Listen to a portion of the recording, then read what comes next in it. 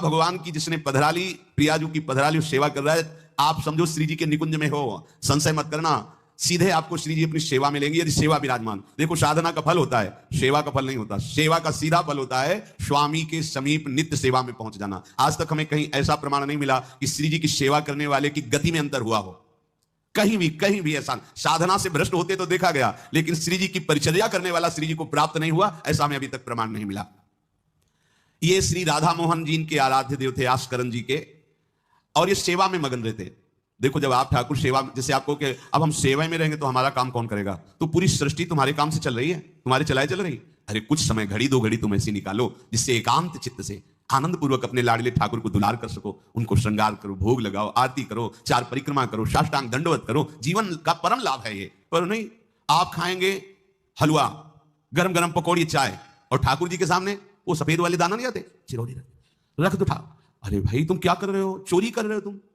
घर में ठाकुर विराजमान, घर के मालिक विराजमान है, हमें जल्दी ऑफिस जाना है, गरम गरम परेठा ये वो सब, और ठाकुर जी के सामने हम तो देखते हैं जैसे कोई ठाकुर जी के दर्शन कराने के लिए लाता है तो चार टाफी, वो भी प्लास्टिक से लिपटी हुई। मतलब देख केवल ले, खा भी नहीं सकते हो क्योंकि प्लास्टिक लगी हुई, ऊपर कवर एकदम ऐसे रखे हुए हैं। वो बोले हमारे लड्डू गोपाल हैं। जब गोपाल हैं तो टॉफी खोल पाएंगे क्या?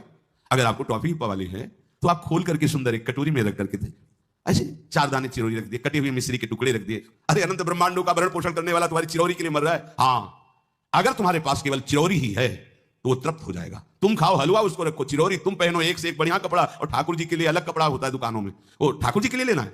पूजा, सत्यनारायण की पूजा की सामग्री गांव में जो परचून की दुकानें होती हैं कस्बों में, उनमें अलग होती है। बोले सुपारी देना, तो बोले पूजा के लिए, बोले हाँ, वो सड़ी सुपारी का अलग बैंक होता है, वो पूजा के लिए जाएगा।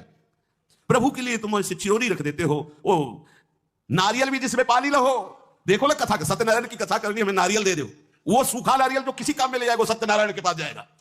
वो कपड़ा टून का ना पहन सकते हैं, ना ओढ़ सकते हैं, ना बिछा सकते हैं, ना पोछा लगा सकते हैं, वो ठाकुर जी के लिए बलिहारी है श्रद्धा। तो भी ठाकुर जी भी ऐसी व्यवस्था करते हैं, ना पहनने लायक ना ओढ़ने लायक, ऐसा तुम्हें नया जीवन देंगे, जरूरत ही नहीं पड़ेगी कपड़े की, घूमो वैसे ही। हाँ, जरूरत ही नहीं पड़ेगी, अन्य होनिया नहीं, कोई जरूरत नहीं है, घूमो। इसलिए सावधान। भगवत सेवा का तात्पर्य है उत्तम भोग लगाए मोर मरकट कुछ। स्वामी जी महाराज परम विरक्त, वैराग्य की चरम सीमा स्वामी श्री हरदास जी, लेकिन उत्तम भोग लगाए ठाकुर जी को। उत्तम उत्तम, तुम्हारे पास जो कुछ है उसमें सबसे बढ़िया भोग बनाओ।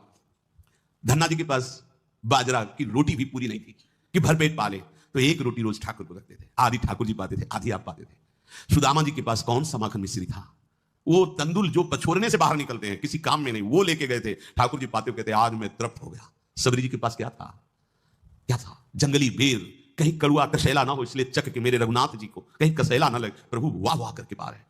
विदुरानी जी ने कौन सा 56 भोग पवाया, केले के छिलके भाव दशा में डूबी हुई। देखो हमारे ठाकुर को कुछ